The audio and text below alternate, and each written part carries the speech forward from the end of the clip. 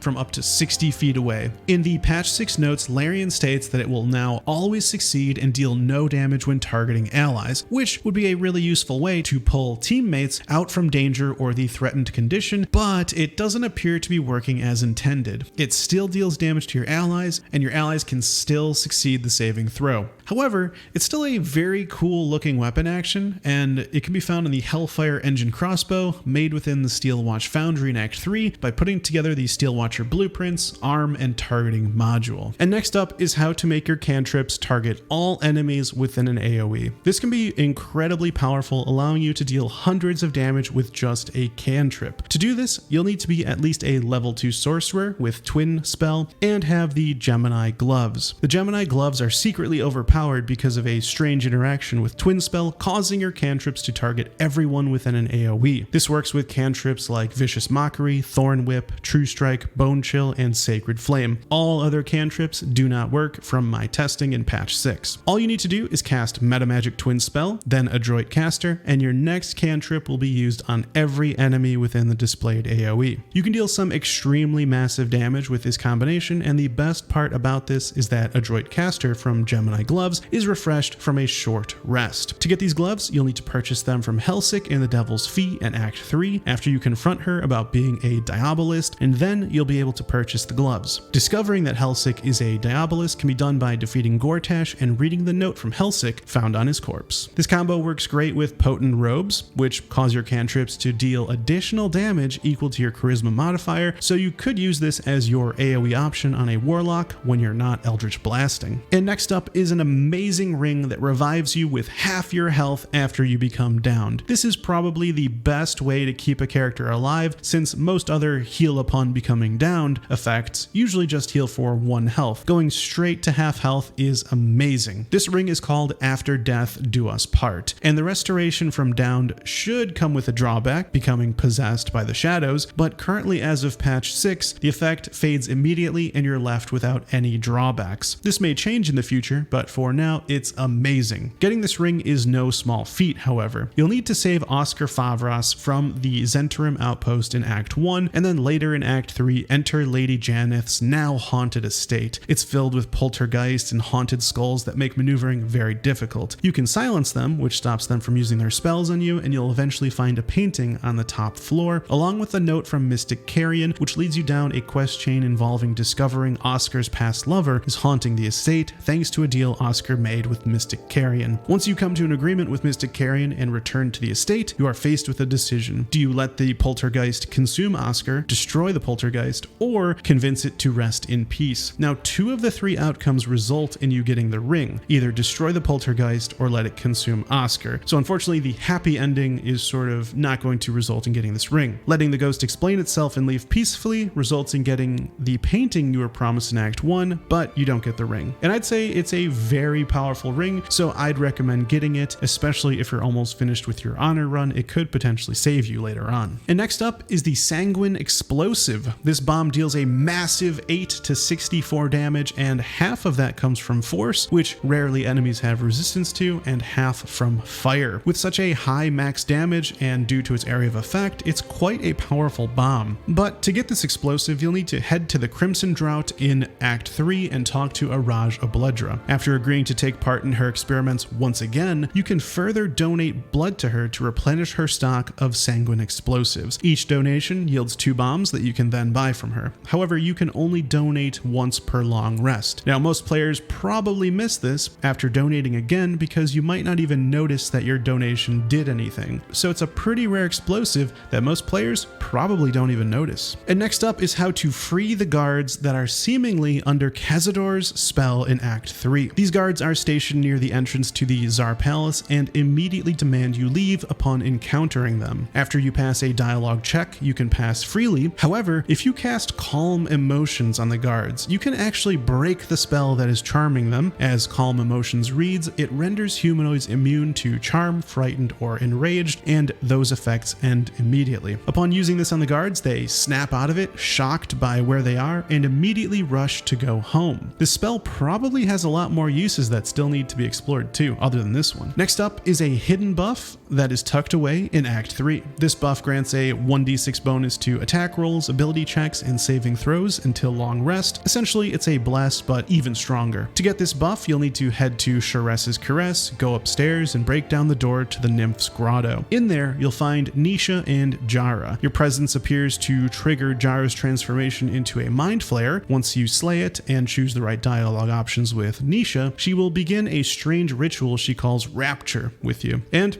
at the end of it, you'll receive this hidden boon. And next up is a fun combination with the Clown Hammer. Found on what appears to be Dribbles the Clown, on critical strike with this hammer, you cause your target and yourself to be afflicted by Tasha's Hideous Laughter if you fail the DC 17 saving throw. Now, that's a pretty high difficulty class, and you can become completely immune to it by wearing clown face paint, which is also found on Dribbles, or you can even purchase more of it at the Circus of the Last Days. It's a pretty funny combination considering it requires you to look at a clown as you go around whacking people with a clown hammer while you're actually immune to the drawback of it because of the paint, but it's a pretty nice combo, especially if you can start guaranteeing critical hits with Drow Poison, Crawler Mucus, or Hold Person. And next up is how to get Dame Aylin to join you. Now, Dame Aylin has many powerful abilities like Lunar Smite, which engulfs her weapon in Seluna's light, causing 9 to 31 damage and inflicting Holy Flame on a hit, which deals 1d 1d4 radiant damage per turn. She also has Lunar Flare, which fires a mote of moonlight that deals 5d6 radiant damage and creates a holy fire surface in a 7-foot radius where it impacted for 2 turns. And if that wasn't enough, Dame Aylin also has a Lunar Blessing aura, which inflicts Moonbeam on nearby foes. Moonbeam deals 2 to 20 radiant damage per turn and activates at the start of Dame Aylin's turn and on the start of enemies' turns that are standing in it, which makes this aura deal an absolutely insane amount of damage. Now, to get Dame Aylin to join you, during Act 2 you're going to find the Night Song and she must be spared by Shadowheart. Then, during Act 3, you need to complete the quest Find the Night Song, which involves bringing Dame Aylin to Lorroakan and siding with her to defeat him. Once he's defeated, long rest and then talk to Dame Aylin in the morning. She will depart your camp, but offer to join you in the final fight against the Netherbrain. And if you like that tip, don't forget to click the like button and subscribe for more Baldur's Gate 3 videos. And next up is how to get a blessing from Queen Umberlee.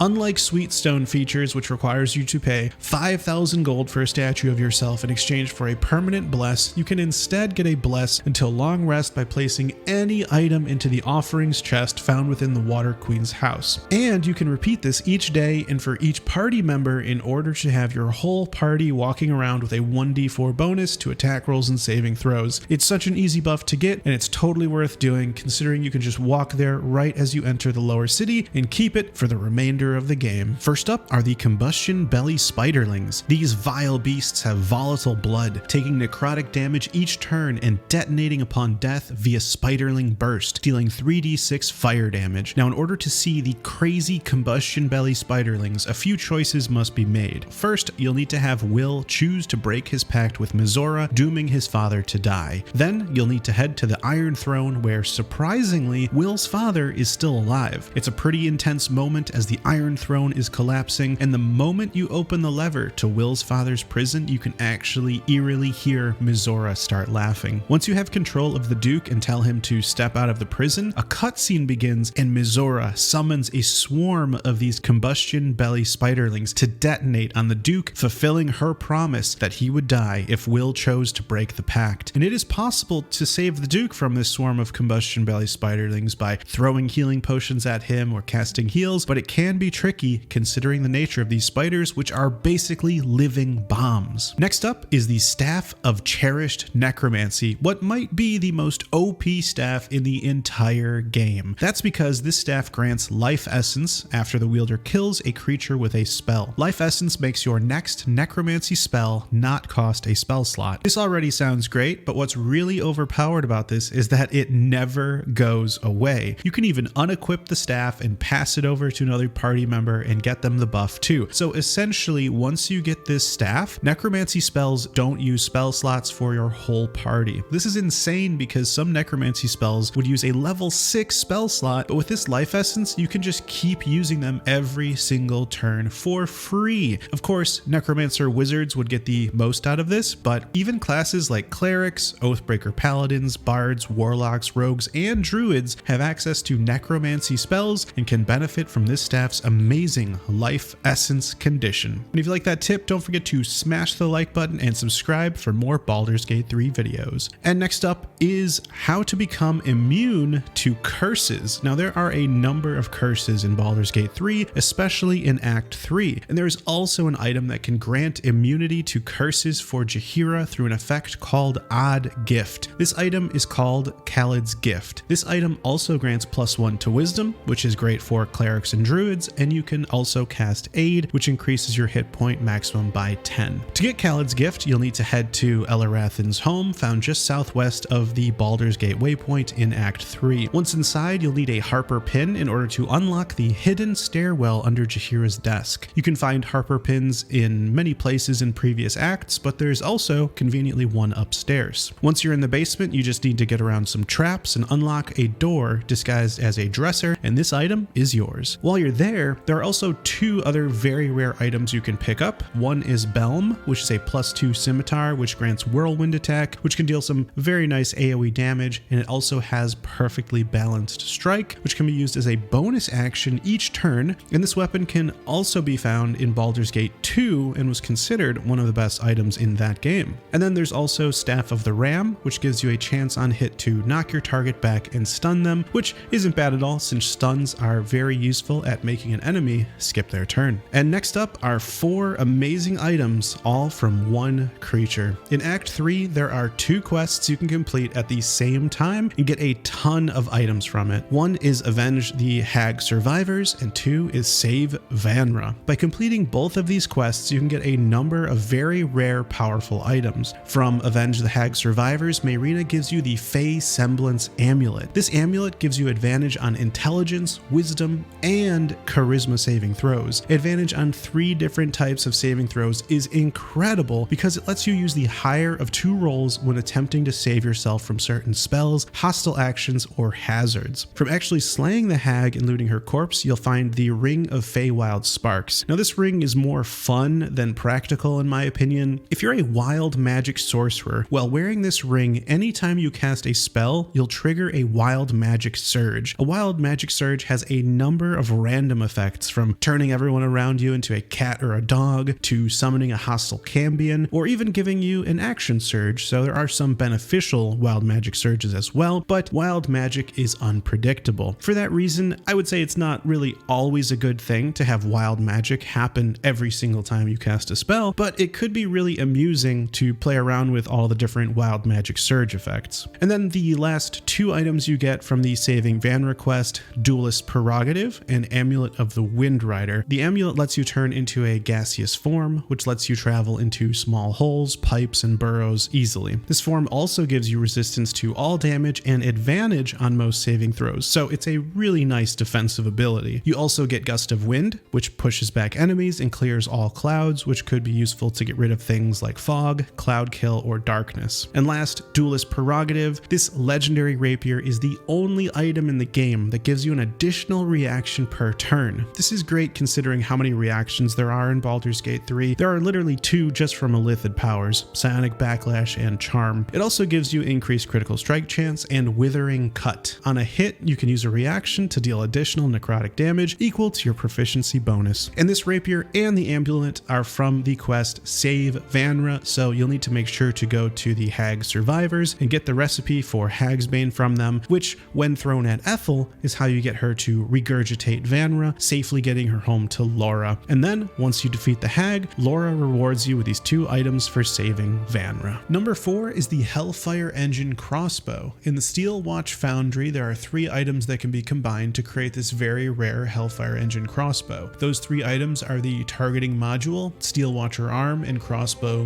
Blueprint. These 3 items can be found all within the first floor of the Foundry. The Targeting Module is on a table just outside the office, the Crossbow Blueprint is just inside the office on a table, and the Steel Watcher Arm is on a table just as you enter the Foundry from the southeast end. Take these 3 items to the table in the office and combine them into this amazing Hellfire Engine Crossbow. This crossbow has an ability called Lightning Arrow that does 8 to 64 damage, which is pretty amazing. And number 5 is Anointed in Splendour. Within the Stormshore Tabernacle in Act 3, there's a statue of Mystra, which you can donate items to. If you donate enough items, you can satisfy Mystra and pray to her to receive this blessing. This blessing grants you a +2 bonus to all saving throws. You do lose this bonus after a long rest, but you can get it again easily by just going back to the statue and praying. You don't need to donate again, and there is a waypoint right outside, so it's very easy to get this. However, this is on a per character basis, so if you want your whole party to have this buff, you'll need each one to donate to satisfy Mystra, and it takes a lot to get her satisfied. So getting your whole party to get this, you're giving up a lot of items. And then finally at number 13 is the Cabbage Merchant. This is a reference to the recurring character from Avatar: The Last Airbender, whose cabbages kept getting destroyed throughout the show. If you talk to him as a monk, he even mentions that your sort have done enough damage as is, referring to Aang and his team's damage done to the cabbages in Avatar. Alright, number 6 is Disrobing Blink Step. The boots of Very Fast Blinking from Macabre now have a unique version of Misty Step with a unique name and description. So the boots of Very Fast Blinking can be earned by losing the jackpot prize from Macabre's wheel in the Circus of the Last Days. These boots have a unique version of Misty Step called Disrobing Blink Step, which teleports you to your target location like Blink Step, but unlike Blink Step, you also leave your clothes behind from where you came from. Not ideal for a frontline fighter, kind of funny, but maybe you could get away with this as a spellcaster. Additionally, the Bag of Molding, also from Akabi, which turns anything you put into it moldy, food related, now has unique visuals. It now looks like a moldy bag, so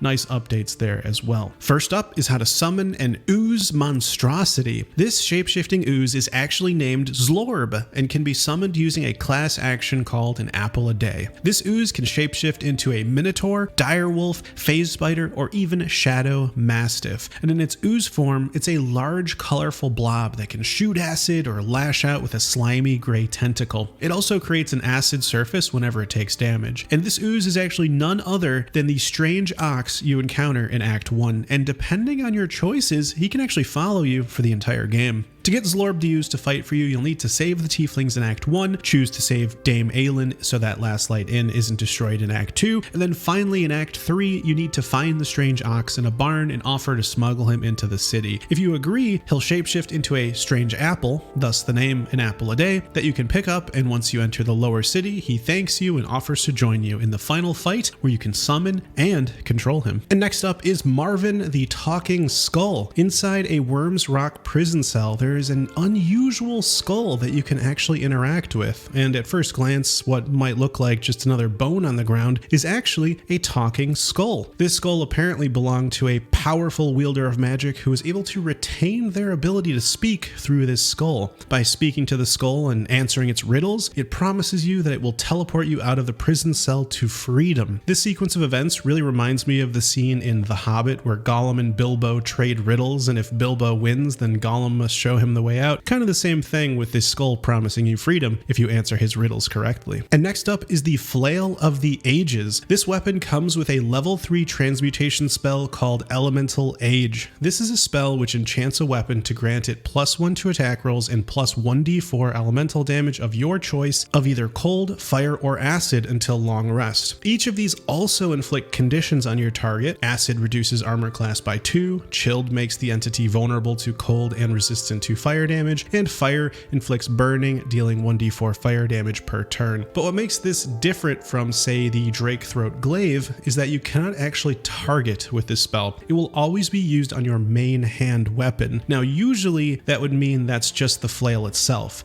but with dual wield, you can actually cast this on a different weapon when holding the Flail of Ages in your offhand. So you can actually grab another party member's weapon, cast Elemental Age on it, and then pass it back to give them this buff. Now, of course, as long as you have a dual wielder in your party, you'll have access to this awesome buff on a different weapon rather than the Flail of Ages. Otherwise, it will just enchant itself. And next up is how to get the Punch Drunk achievement. To do this, you need to defeat 20 opponents while drunk. To do this very easily, first take a drunken shart in the basement of the Elfsong Tavern. To get drunk, all you need to do is drink an alcoholic beverage. Then it's as easy as casting Spirit Guardians, and all the rats down there will dash towards your shart, and you'll get punch drunk in no time. First up is a ring that is actually created by combining 2 items together, the Gemless Ring and the Ringless Gem. Now, most players probably miss creating this ring because one component of the ring, the Ringless Gem, can only be purchased from Ferg Drogher, a trader who will only trade with you if Shadowheart is not in your party at Rivington in Act 3. Once you've purchased the Ringless Gem from Ferg, you can find the Gemless Ring on the corpse of a refugee on the cliffs in the northeast part of Rivington. Once combined, the ring that is created is called the Tarnished Ring. Unfortunately, even though the ring is uncommon, it grants no bonuses and appears to have no use despite the effort required to assemble it. And next up is how to speak with Bane, the Black Lord. Did you know that if you cast Speak with Dead on Gortash, you can actually talk with Bane, God of Tyranny, Hate, Strife, and a member of the Dead 3? Previously, this dialogue did not have a voiceover, but as of patch 6, it now does. Bane tells you that by seeking power, you make him eternal, and options for dialogue include asking what you can do to earn his blessing, why did he ally with Merkel and Ball, where are the Steel Watchers assembled, and telling him that you are no agent of his, that you seek power for proper ends, not for its own sake. And next up is a secret ability for any class, which is unlocked by a book which causes AoE fear and bleed. This ability is unlocked by reading the book called Regarding the Slayer. Drogher. By reading this book during a Dark Urge playthrough and after obtaining the Slayer form, you will learn a new ability called Piercing Growl. This ability causes bleeding and fear for 2 turns in a huge 30-foot cone area of effect. Targets can be saved from these conditions if they succeed a Constitution saving throw, but bleeding gives a disadvantage on con saves, so it's perfect for a bleed build if you also have a Wild Heart Barbarian using Tiger's Bloodlust in your party. By reading this book, you also gain a passive called Slayer Knowledge, which grants advantage specifically against a Slayer's Relentless Lunge and Piercing Growl abilities. Now, despite what the tooltip says, it grants advantage against the entire ability, not just the Frightened status. And this book can be acquired by saving Volo outside the Steelwatch Foundry in Act 3 and talking with him back at camp, so make sure not to go full murder hobo during your Dark Urge run. And next up is the second Dark Amethyst. If you missed the first Dark Amethyst in Act 1, which opens up the Necromancy of Thay, don't worry, there is another one within the basement of Philgrave's mansion in Act 3. The easiest way to get there is by going to the Heapside Strand waypoint and heading west until you see a hole in the wall. You can use Disguise Self Gnome to get through the hole and grab the Dark Amethyst. The Necromancy of Thay, once unlocked, grants Forbidden Knowledge, giving a +1 bonus to Wisdom saving throws and ability checks, Speak with Dead, and once you read the Tharchiate Codex, also found in Act 3, you can learn Danse Macabre, which summons 4 undead. With all these benefits you can get from the book, you definitely don't want to miss finding the book under the Blighted Village. But if you don't want to fight the Phase Spider Matriarch or forgot to, then this second Dark Amethyst has you covered. And next up is a hidden interaction with Heal. This level 11 cleric spell has a whopping 70 healing and also removes blindness and any disease. However, what the spell doesn't say is that if you cast it on a Dark Urge character, it actually restores one of their memories. And what's even more interesting is that the memory that is restored is different depending on if you rejected Baal or haven't fought Orin yet. These memories come with dialogue options too, letting you react to the memory. There are even voice actor lines too, responding to your dialogue choice, also depending if you're healed before you fought Orin. And next up is a hidden immunity that Astarion has. In Act 3, within the Ancient Lair, your entire party is afflicted by a condition called Spell Rot, which reads, unless you are undead, each time you cast a spell, you receive 2 to 12 necrotic damage per spell level. This can be quite dangerous for a spellcaster. This curse will affect everyone in your party except for Astarion, which is really interesting. This means that even though Astarion doesn't have any tags or isn't classified as undead, he still benefits as if he's undead in certain scenarios. This is just one example, but I'm curious if you all have found any other scenarios where Astarion is benefiting from the undead tag, even though it's not listed. And next up is how to discover each companion's unique desire. In Sharess's Caress in Act 3, there's a worker named Nisha, who you can save from a Mind Flayer, and if you pass an insight check, you can then take part in Rapture with her. She then tells you that you have one word and asks, what will you be? Now, depending on the character in dialogue, the last option will always be their own unique choice, hinting that this is truly their own unique desire. For example, Astarion wants to be safe, and Shadowheart wants to be whole. And next up is how to get a hidden companion that most players miss. This companion is none other than Minsc. This character returns from Baldur's Gate 1 and 2 and can only join your party under certain circumstances. If you progress the quest, The High Harper in Act 3, you will eventually run into Minsc. However, when encountered, he is hostile toward you and you will end up having to fight him. To recruit him as a permanent companion, 2 conditions must be met during this fight. First, you must have Jaheira in your party and you must have non-lethal attacks turned on, and you have to use a melee attack as the finishing blow to knock out Minsc. Otherwise, even if you have non-lethal attacks turned on, he will die. So it has to be a melee attack. If both those conditions are met, you can progress through dialogue with Jaheira and the Emperor to ultimately recruit Minsc as your permanent companion. And it's totally worth it too. Minsc has a ton of funny lines, and most people probably miss having him as a companion since you must have Jaheira in your party in order to recruit him. And next up is a secret ability that does 20d6 damage. To get this ability is extremely rare, having to do multiple things exactly right in order to unlock it. This ability is Roland's Firestorm. This insane ability is super rare because you only have the chance to unlock it in Act 3 if you convince Roland to stay and defend the Grove in Act 1, and then later in Act 2 talk to him in the bar where he is distraught because his siblings have been kidnapped. After you exit dialogue with Roland, within that same long rest, you'll need to save him down by the river where he is attempting to rescue his siblings from Moonrise, and then send him back to Last Light Inn. If you long rest before saving him, he will be overwhelmed by the shadows and die. After you save him, you'll need to then successfully save his siblings, Leah and Cal, from Moonrise Prison, and then later save the Night Song within the Shadowfell. Finally, in Act 3, you then just need to bring the Night Song to Lorroakan and side with Dame Aylin, and the reason you have to do all these things is because if Roland isn't convinced to stay and defend the Grove, he and his siblings will die on the road to the Blighted Village. Then, in Act 2, if you don't save him from the ambush by the river, he will succumb to the Shadow Curse. And last, if you don't save Leah and Cal, then he will actually side with Lorroakan when you bring the Night Song to Ramazith's tower, and you will have to slay him. Now, we can only assume that if he loses his siblings, it must change him for the worse, leading him to side with Lorroakan. So with all those conditions met, you'll unlock an amazing endgame spell that most players probably don't ever see, and even though Lorroakan offers the exact same spell as a reward if you give him the Night Song, this version of the spell is for those doing a good playthrough. And next up is the Boon of the Raven Queen, granting an extra 5 feet of jump or flight speed and granting permanent featherfall. This condition is earned while wearing the Corvid token, a very rare amulet that most players probably miss because of how many conditions must be met in order to obtain it. This amulet is sold by Mattis, a tiefling child that you first find in the Grove. However, he won't sell it until Act 3, and the only way for Mattis to make it all the way to Act 3 is if you, of course, side with and save the Grove, but also you need to make sure to talk to Roland, who wants to leave for Baldur's Gate on his own, and convince him to stay. By convincing Roland to stay, he will end up saving the tiefling children's lives during their journey to Last Light Inn. You'll then need to save the Night Song near the end of Act 2 so that Last Light doesn't fall to the Shadow Curse. Do all of this successfully and Mattis will have set up shop near the requisitioned barn in Rivington in Act 3, and he will sell this amulet. The Corvid token also lets you polymorph into a dire raven, which is pretty cool if you want to be able to fly around obstacles or blind an enemy. And next up is an amazing secret bonus hidden within Act 3. Now there's a lot going on in Act 3, so it's easy to miss this secret bonus, which benefits you as long as you're within the lower city. This bonus is earned by completing the quest Stop the Presses, and if done properly awards you with plus 10 attitude with all traders within Act 3 other than those in Rivington. You'll even receive positive remarks and compliments from people around Baldur's Gate. To complete this quest and receive this outcome, you'll need to head to Baldur's Mouth just west of the Basilisk Gate. Once inside, speak to Etvard, who will condemn you and your actions, and depending on what you've done so far, his reason for being upset will change. However, if you killed Gortash already, then this quest will not be available as Gortash's death is more newsworthy. After speaking to Etvard, you will be kicked out and you'll need to sneak back into the basement where you'll find the printing press. This is operated by a fey creature, and if you freed Dolly thrice from the Moon Lantern in Act 2, then the creature will help you without any persuasion checks. He'll throw out the story and offer you the option to replace it with something else. If you check the wicker basket just beside the printing press, you'll find a story called Adventurers, Our Best Hope for the City. Placing that in the printing press will reward you with plus 10 reputation across the lower city traders, which means discounted prices. This only occurs after you long rest though. The quest is also time sensitive. If you have the conversation with Etvard and long rest before completing the quest, the story will be released and you'll lose 15 attitude with all traders in Act 3, and you'll have residents responding negatively to you. And next up is how to summon giant skeletons, a werewolf, a ghast, a shadow mastiff, and 2 shadows. This awesome ability is called Retinue of the Vampire Lord, and it can be earned by helping Astarion become an ascended vampire. To do this, you must bring him to Act 3 and defeat Cazador. Besides having these amazing minions to summon in the final battle, Astarion also gains new unique abilities that are incredibly powerful, along with a permanent 1d10 bonus to necrotic damage on all his attacks. So it's definitely worth checking out. And next up is a secret interaction with Gaunter Mail. This incredible bow gives your ranged attacks a chance to grant advantage in the form of Guiding Bolt. This feature is called Promised Victory. What the bow doesn't mention is that it can grant this on all targets hit when using an arrow of many targets. This makes the bow absolutely amazing for granting advantage to your whole party. And to get this bow, all you need to do is defeat the Steel Watcher Titan in the Steel Watch Foundry in Act 3. But be careful, because the bow doesn't drop if you defeat the Steel Watcher through Atrophied. So if you plan to throw your underwear at the Watcher until it dies, don't do that, because you won't get the bow if you do. And next up is how to get the Zhentarim to join you. This band of merchants and mercenaries value coin above all else. First encountered in Act 1, the very same Roa Moonglow, if not killed, will appear in Act 3 while progressing the quest, The High Harper. Now this quest eventually leads you to be faced with a decision on who to side with, and if you choose the Zhentarim, they will actually join you in the final fight against the Netherbrain. And next up is an insane ability that compels an enemy to die instantly. Wow, what a spell. This spell is called Power Word Kill and can only be learned as the Dark Urge by embracing the urge. The target must currently have 100 or less hit points in order to cast the spell on them, and once used, the spell can never be used again. However, there is a way to cast it more than once. Now, the first way to do this is to cast it on yourself. Now, for some reason, you can kill yourself with this spell as many times as you'd like, and the spell will never go away. Kind of funny. You can also twin cast the spell if you're a sorcerer to get that second use out of it, but then it will fade away permanently. Now, this is a very strong spell considering any class can use it, but sorcerers would get the most use out of it thanks to twin spell. And next up is how to get Nine Fingers to join you. Nine Fingers is the leader of the Guild, a criminal organization that operates within Baldur's Gate. In order to get Nine Fingers to join you, you'll need to progress the quest Aid the Underduke, which can be started by speaking with Farland in Rivington or by visiting Sharess's Caress. This leads you down the path to battle with the Stone Lord and discovering that the Zhentarim have been paid to face off against the Guild. Once you progress that quest to the face-off, you can then choose a side. If you choose to defend the Guild, then Nine Fingers will help you in the final battle against the Netherbrain, offering highly skilled assassins. And these are actually quite powerful allies too, attacking multiple times in a single turn.